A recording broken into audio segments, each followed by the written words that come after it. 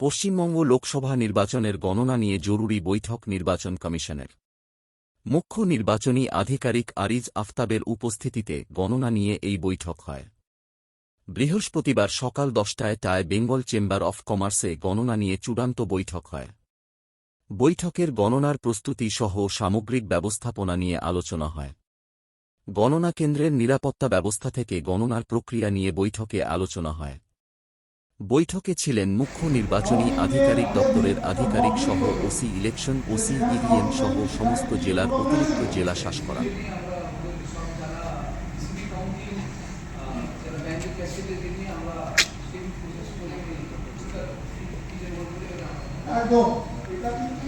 ঢুকছে